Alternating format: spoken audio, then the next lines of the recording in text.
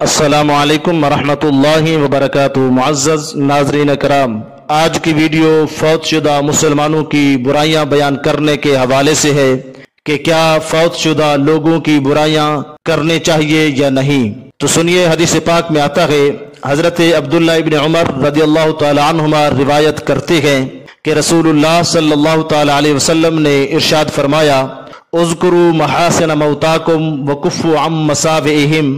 حضرت عبداللہ ابن عمر رضی اللہ تعالیٰ عنہ فرماتے ہیں کہ رسول اللہ صلی اللہ تعالیٰ علیہ وسلم نے ارشاد فرمایا کہ اپنے فوت ہونے والے بندوں کی اچھائیاں بیان کیا کرو اور ان کی برائیاں ذکر کرنے سے باز رہا کرو۔ اس حدیث پاک کے پیش نظر فوت شدہ مسلمانوں کا جب بھی ذکر کیا جائے تو نیکیوں کے ساتھ ہی ذکر کیا جائے اور ان کی برائیاں بیان کرنا حرام ہے۔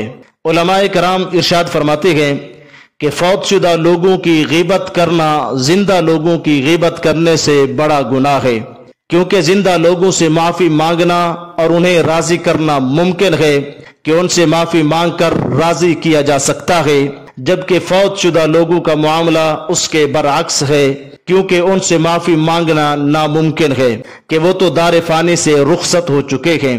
البتہ کافر اور بد مذہب کی برائیاں بیان کی جائیں تاکہ لوگ ان کے شر سے محفوظ رہ سکیں، اور ویسے بھی کسی مسلمان کی غیبت کرنا بڑا گناہ ہے۔ اس سے غیبت کرنے والے کی نیکیاں ان کے نام اعمال میں جمع ہو جاتی ہیں۔ اللہ رب العزت ہمیں اس پر عمل کرنے کی توفیق عطا فرمائے، آمین۔ وما توفیقی الا باللہ۔